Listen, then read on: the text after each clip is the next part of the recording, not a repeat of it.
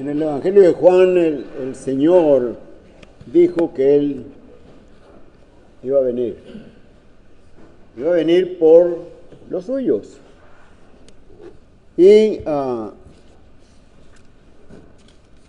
3 días después, o bueno, el siguiente día más bien, Él fue muerto. Luego resucitó al tercer día y después anduvo 40 días con ellos, con los discípulos, apareciéndoles en distintas ocasiones. Y un primer día de la semana, un domingo, antes de ser alzado al cielo, les dijo el Señor a los apóstoles que les serían testigos allí en Jerusalén cuando viniera el poder de lo alto sobre ellos, y platicarían de Él allí en Jerusalén, en Judea, en Samaria y hasta lo último de la tierra. Pero el Señor dijo que iba a venir, ¿verdad? Dice, me voy a ir, pero voy a preparar lugar para que donde yo estoy, vosotros también estéis. Y cuando Él fue alzado, ¿verdad?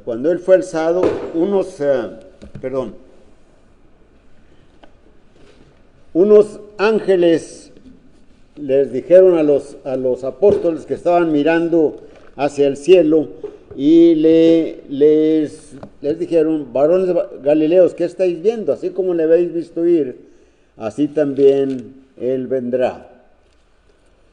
Bien, la iglesia se estableció con gran poder que venía de Dios para los apóstoles.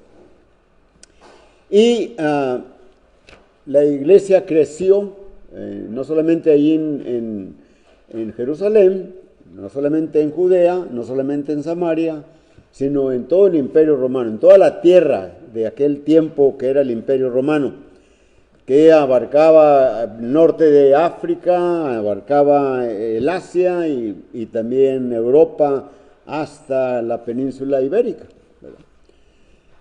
Y el apóstol Pedro, escribiendo su primera carta, en el capítulo 1 y versículo 1, dice, Pedro, apóstol de Jesucristo, a los expatriados de la dispersión en el Ponto, Galacia, Capadocia, Asia y Bitinia. Está escribiéndoles ahí en su primera carta el apóstol Pedro a la iglesia.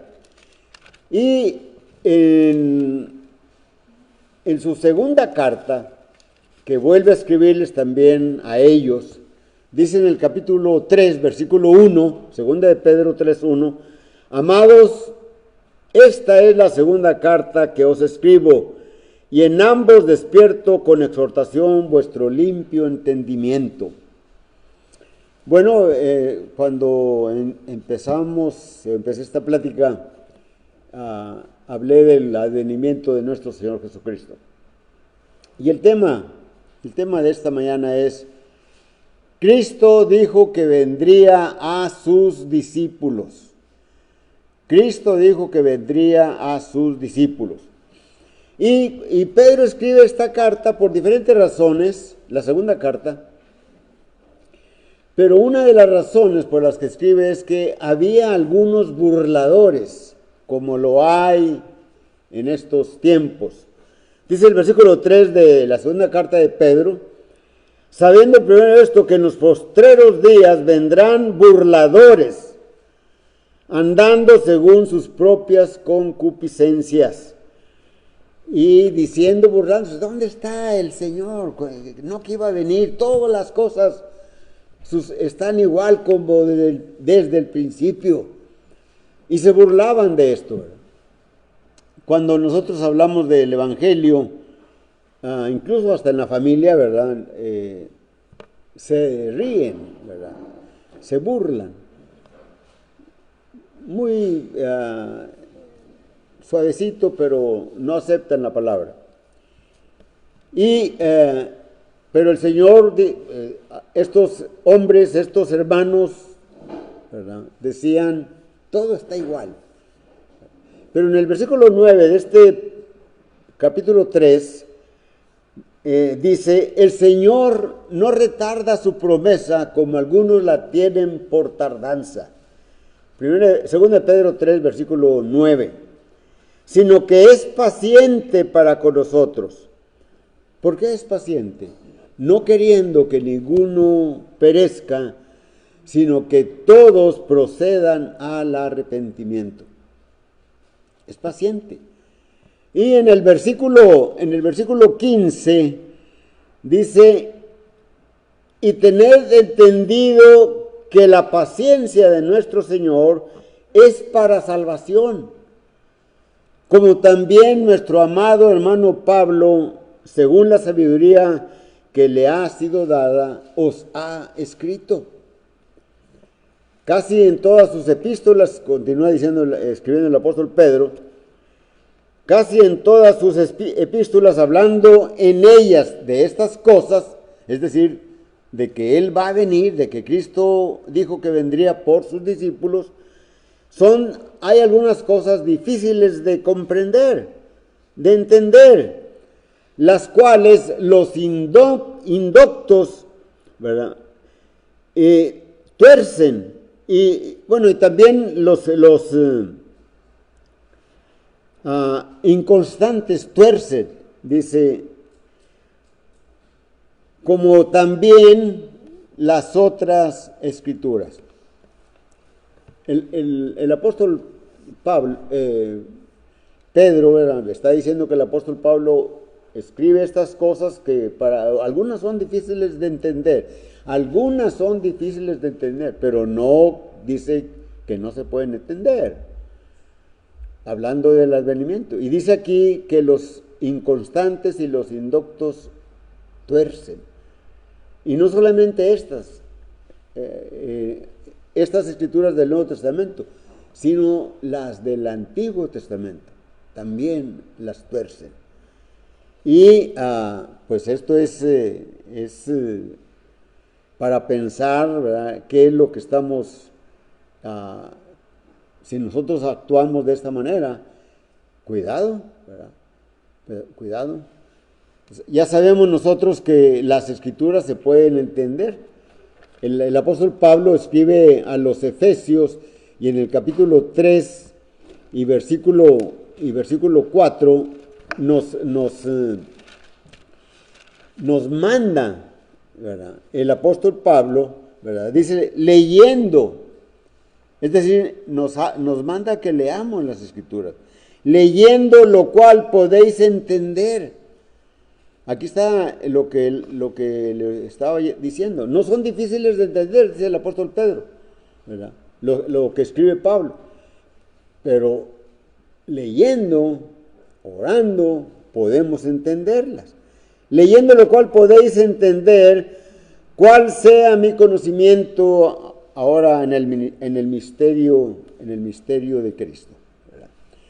El apóstol Pedro, regresando a esa primera carta, pero ahora la primera carta, en el capítulo 4 y versículo 11, 1 Pedro 4 y versículo 11, el escritor dice, si alguno habla, hable conforme a las palabras de Dios.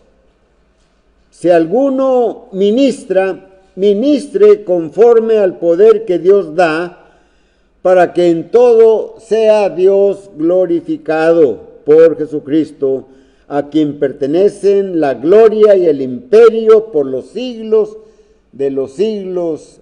Amén.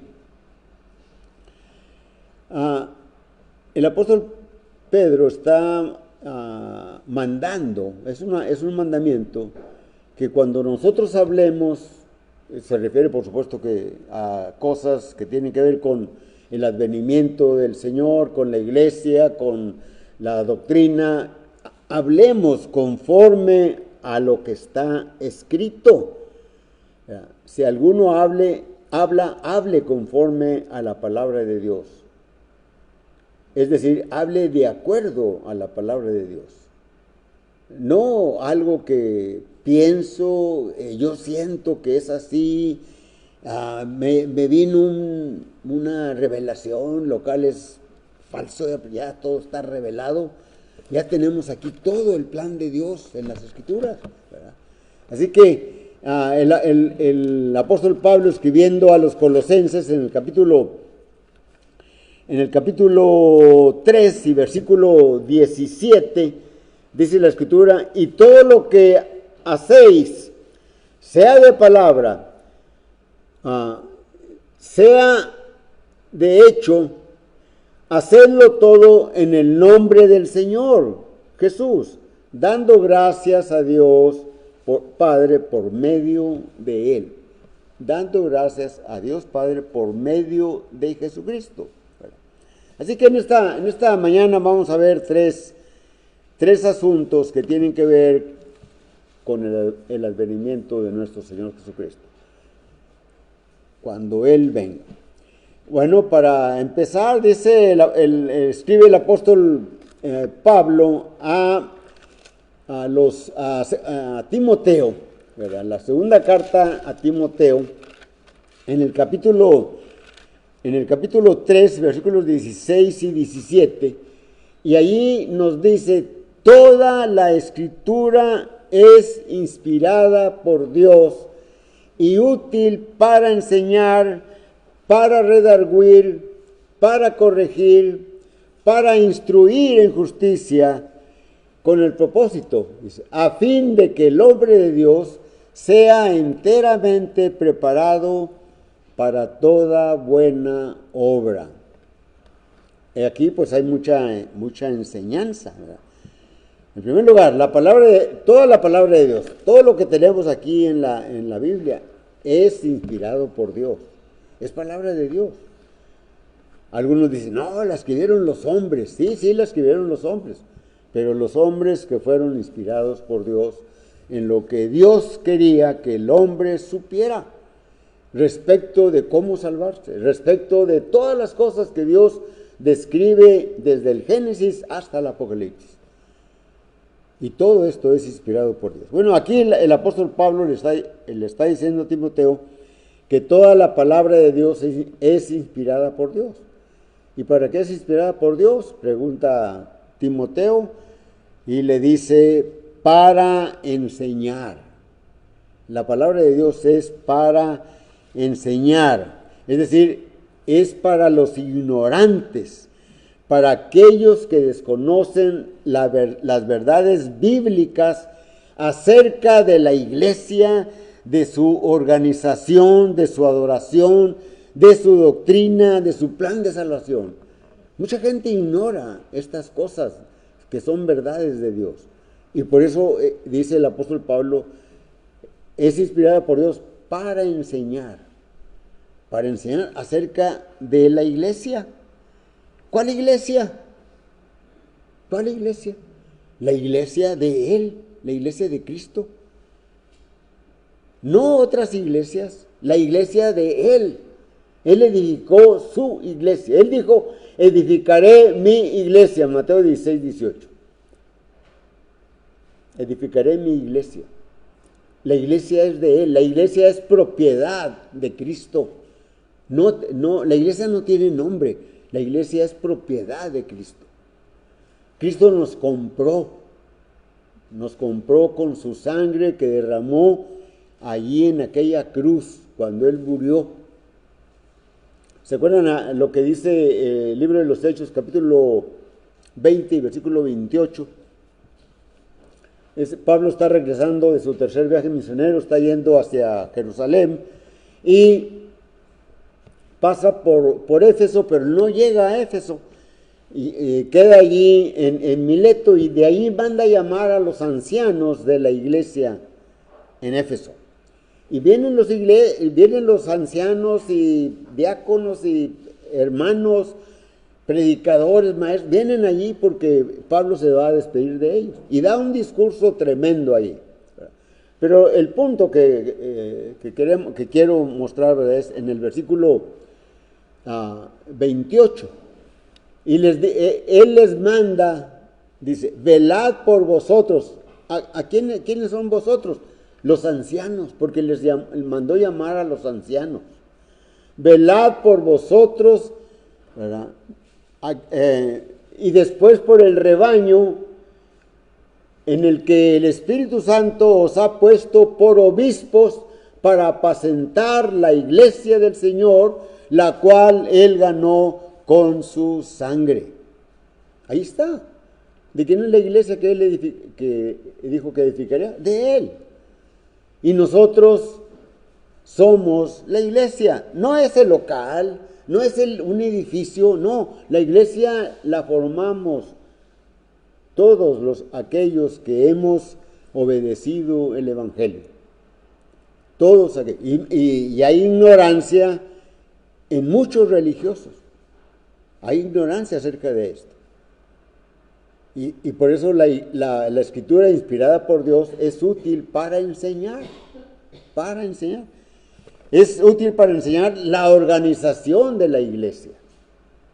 Cómo se gobierna la iglesia.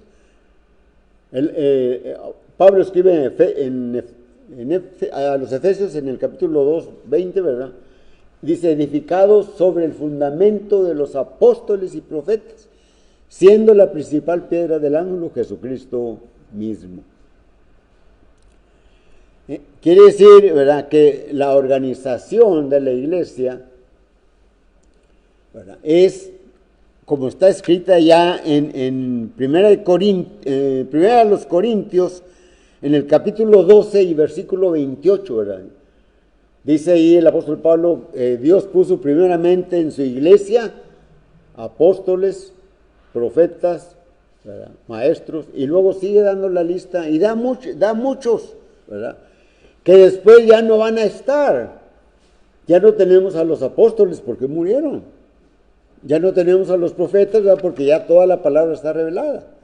Ya no tenemos a aquellos que hablaban idiomas, ¿verdad?, porque ya no son necesarios las distintas lenguas para que el hombre que escuchara la palabra de Dios la creyera. Esos hombres que tenían dones milagrosos eran para que los veían creyeran que esos hombres que hablaban eran hombres enviados por Dios y que el mensaje que traían era palabra de Dios. Ahora la palabra de Dios ya está aquí en el libro que llamamos la Biblia. Ya no necesitamos a esos hombres, ¿verdad? Entonces solamente sigue dando la lista a los que sirven, es decir, los diáconos, los que administran, es decir, los ancianos, llamados también obispos, llamados también pastores, ¿verdad? Y luego maestros, ¿verdad?, eso todavía hay y habrá. Predicadores, ¿verdad?, todavía hay y habrá. Y esta es la organización. Sin embargo, en muchos grupos religiosos tienen unas organizaciones copiadas del mundo, pero no sacadas de las Escrituras. Y por eso la Escritura es útil para enseñar, ¿verdad?, acerca de los que ignoran acerca de la iglesia, los que ignoran acerca de la organización de la iglesia, los que ignoran su adoración. ¿Cómo es la adoración en la iglesia de Cristo? Es por medio de cantos, por medio de oraciones, por medio de predicación de la palabra, por medio de la ofrenda y por medio de la participación de la mesa del Señor, lo cual hicimos hace unos momentos. Recordamos que Cristo murió, ¿verdad?, allí en la cruz, y cuando comemos el pan, ¿verdad?, recordamos su cuerpo que murió en lugar nuestro, en lugar de nosotros.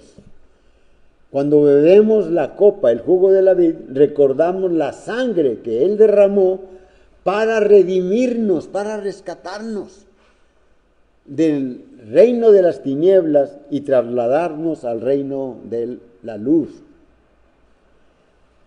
Esa es la adoración. Cuando cantamos sin instrumentos musicales.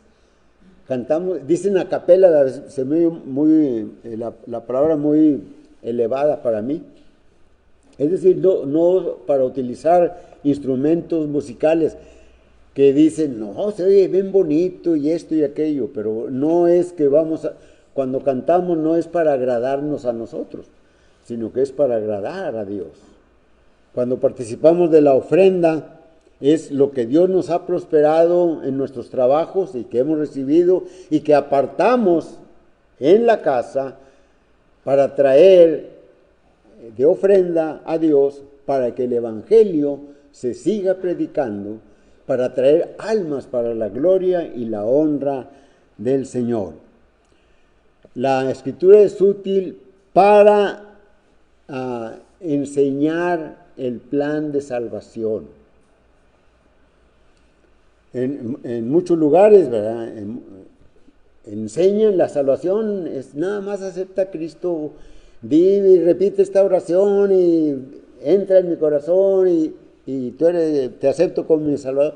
Pero la Escritura no dice nada de eso, ¿verdad? La Escritura dice que tenemos que oír el Evangelio, tenemos que oír la palabra de Dios, tenemos que creerla. Y Romanos capítulo 10, versículo 17 dice, la fe viene por el oír, y el oír de la palabra de Dios. Debemos de creer ese mensaje. Debemos de creer en Jesucristo como el Hijo de Dios. Debemos de aceptarlo.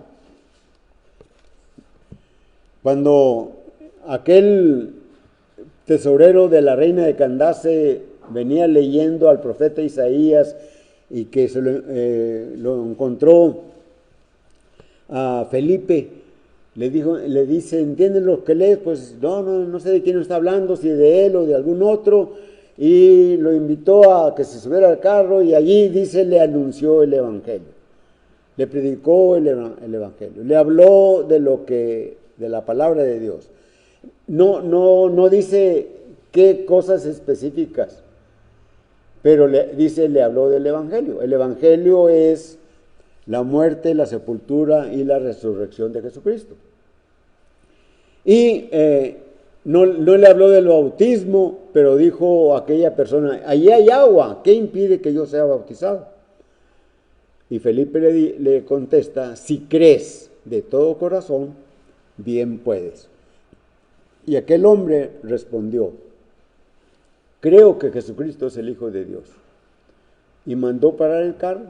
Y luego dice, y ambos descendieron al agua.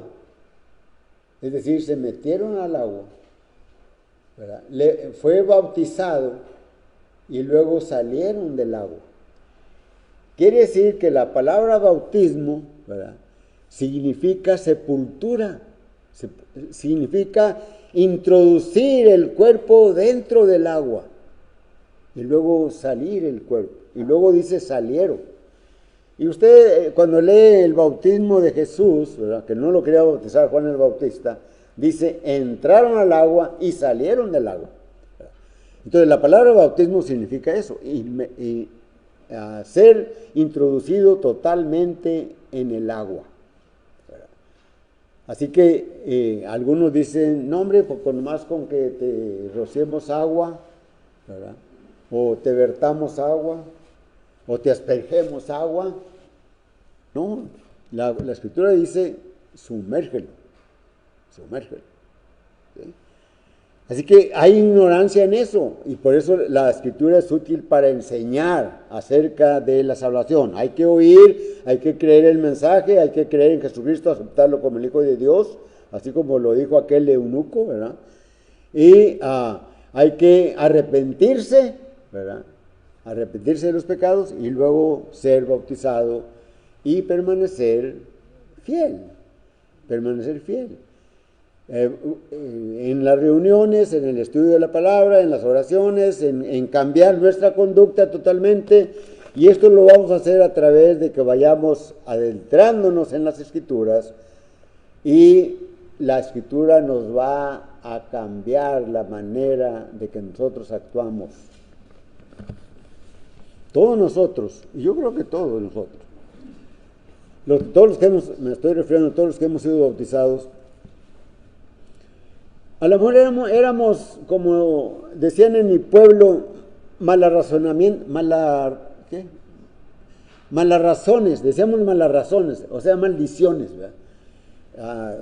Maldiciones para todas las cosas, ¿verdad? Ya no las empleamos. Sí las sabemos, pero no son parte de nuestro vocabulario. ¿Por qué? Porque la Escritura nos dice, ¿verdad?, que no hablemos cosas con las cuales podemos ofender a los demás, ¿verdad? Que ninguna palabra corrupta salga de vuestra boca, dice el apóstol, manda el apóstol Pablo. ¿Ok? Entonces cambiamos, vamos a ser mejores cada vez más. Y para esto es útil las Escrituras. Son útiles para enseñar. ¿Verdad? ¿Para enseñar a quién? A los ignorantes, ya lo mencioné hace unos momentos. No ignorantes a las cosas del mundo, no. Me estoy refiriendo ignorantes de las cosas que pertenecen a las verdades de Dios. Ignoran esas verdades. Son ignorantes. Hay que enseñarles con la Biblia. Pero también dice que la Escritura que son útiles para redarguir, es decir, para convencer a los que están en error, para convencer a los que están en error. ¿Verdad? Unos utilizan allí, por ejemplo, Hechos 16, versículo 30 y 31, ¿verdad? Cuando el carcelero aquel le dice a Pablo y a Silas, después de que los oyen cantar y hablar del Evangelio, y varón, ¿qué debo de hacer para ser salvo? Y luego le responden, cree en el Señor Jesucristo y serás salvo, tú y tu casa. Y muchos enseñan que nada más cree en el Señor Jesucristo y eres salvo. Pero se olvidan del contexto. En el versículo 34 dice que le lavó las heridas, los llevó a su casa y oyeron el Evangelio, y después de oír el Evangelio se bautizaron. ¿Verdad? Entonces, si nos quedamos ahí nada más en una parte, ¿verdad?, hay que redarguir eso, ¿verdad? Hay que corregir, hay que convencer, ¿verdad? Mira lo que dice aquí. Aquí dice, les predicaron o les anunciaron la palabra de Dios, el Evangelio. Y se bautizaron. ¿Por qué se bautizaron? Porque lo aceptaron, porque lo creyeron. Se bautizaron. La palabra de Dios es útil, ¿verdad?, también para corregir. Es decir, para poner a una persona en griego, creo que dicen los que saben griego, en esas palabras significa para poner a una persona derecha. No, hombre, vas chueco, así. Hay que enseñarle. Y lo leemos ahí en 1 Corintios capítulo 10, desde el versículo 1 hasta el versículo 11. No lo voy a leer todo, ¿verdad?, pero dice, el apóstol Pablo le está diciendo a los corintios, ¿verdad?, que recordaran a los que habían salido de allá de Egipto, que todos estuvieron bajo el mar, ¿verdad?, y la columna que los seguía era Cristo, etcétera, ¿verdad? Y dice allí en el versículo, no quiero, hermanos, que ignoréis que nuestros padres todos estuvieron bajo la nube y todos cruzaron el mar. Todos en Moisés fueron bautizados en la nube y en el mar. Todos comieron el mismo alimento espiritual. Todos bebieron la misma bebida espiritual porque bebían de la roca espiritual que los seguía, y la roca era Cristo. En el versículo 5 dice, o 6 más bien, mas estas cosas, lo que pasó para aquellos hombres, sucedieron como ejemplos para nosotros, para que no codiciemos cosas malas como ellos codiciaron, ni seáis idólatras como está escrito, se paró el pueblo a comer y a beber y a jugar, ¿verdad? Y luego dice, ni forniquemos como ellos fornicaron, es decir, se fueron tras ídolos, etc. Versículo 11 dice, y estas cosas les acontecieron como ejemplo para nosotros y están escritas para nuestra amonestación. Es decir, si van chuecos, ¿verdad?, enderécense, ¿verdad?, enderécense, ¿verdad? Así que es para corregir, ¿verdad? La palabra es para corregir. Y luego, por último, dice, es para instruir en justicia. Es decir, para disciplinarnos, ¿verdad? Según de Timoteo 25, Efesios 6, 4, Hebreos capítulo 12 y versículos 5 y 11, ¿verdad? Pero déjenme leer Efesios 6, 4. Allí dice el apóstol Pablo, manda el apóstol Pablo: y a vosotros padres, no provoquéis a ir a vuestros hijos, sino criadlos en disciplina y en amonestación del Señor. Cuando instruyamos en justicia, cuando los disciplinemos, utilicemos la palabra de Dios. Y todo esto tiene un propósito. Todo esto tiene un propósito. ¿Cuál es el propósito? A fin de que todo hombre de Dios sea enteramente preparado para toda buena obra. Asunto 2, rápidamente. Consecuencias si no se obedece la palabra. Algunos creen que están haciendo bien, son miembros de la Iglesia de Cristo y creen que a lo mejor, bueno, incluyéndonos todos, creemos que estamos haciendo bien, pero el Señor Jesucristo dice en Mateo 7, versículos 21 al 23, no todo el que me dice Señor, Señor, entrará en el reino de mi Padre, sino aquel que hace la voluntad de mi Padre que está en los cielos. Muchos me dirán, Señor, en aquel día predicamos, profetizamos, hicimos milagros, y yo les contestaré, no os conozco, apartados de mí, obradores de maldad. Y así que debemos de permanecer en Cristo. El apóstol Juan, ya un hombre viejito, ¿verdad?, escribe su segunda carta en el capítulo 2 y versículo 29, 1 Juan 2, versículo 29, le está hablando muchas cosas acerca de Cristo, pero en el versículo 29 se dirige a ellos con mucha ternura, con mucho cariño, con mucho amor. Hijitos, permaneced en Él. ¿En quién, Juan? ¿En quién le vamos a preguntar? En Cristo.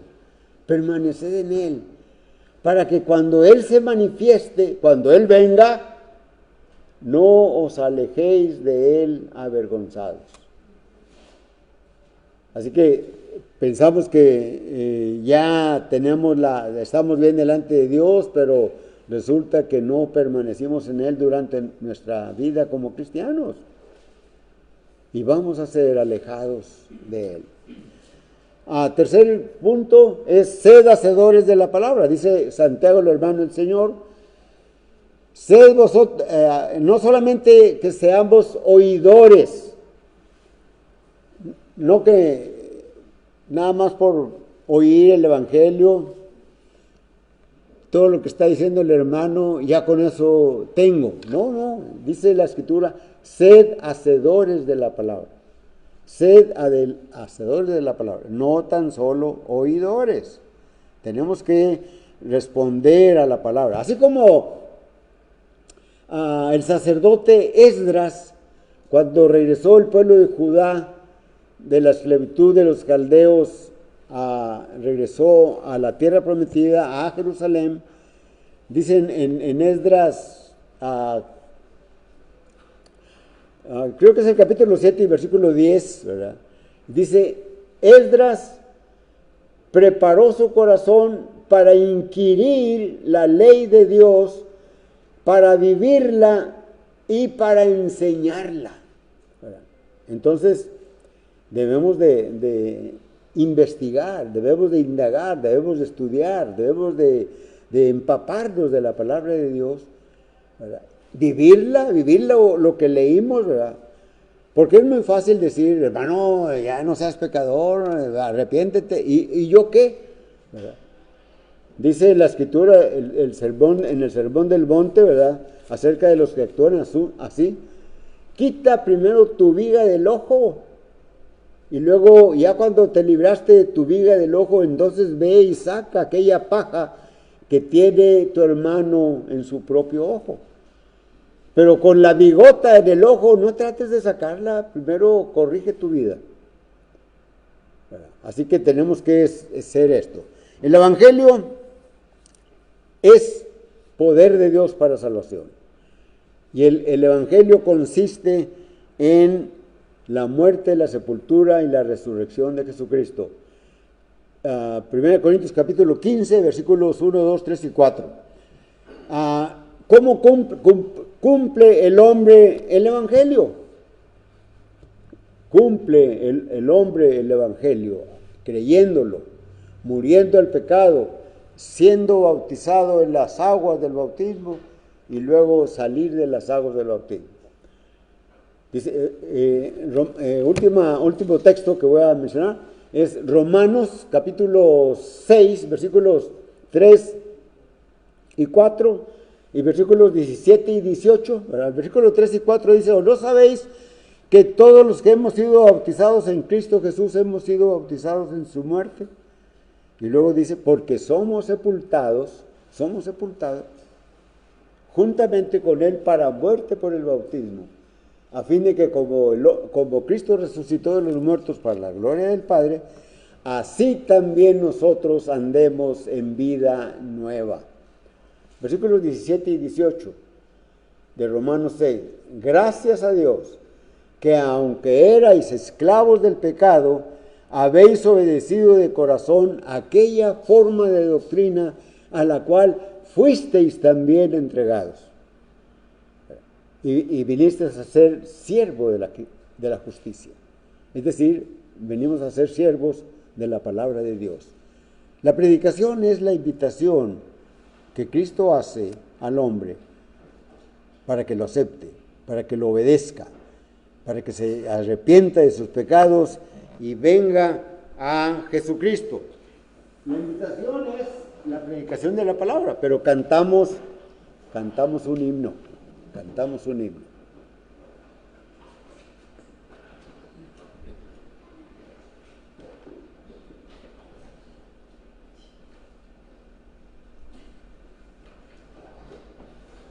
¿225, por favor? Número 225.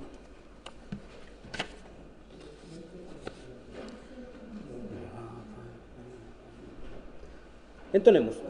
Yo sé que existe un Redentor y se entregó por mí. Ofrece vida eterna y salvación también. Yo sé que existe un Redentor. Yo sé que es el Salvador. Yo sé que Cristo vive hoy.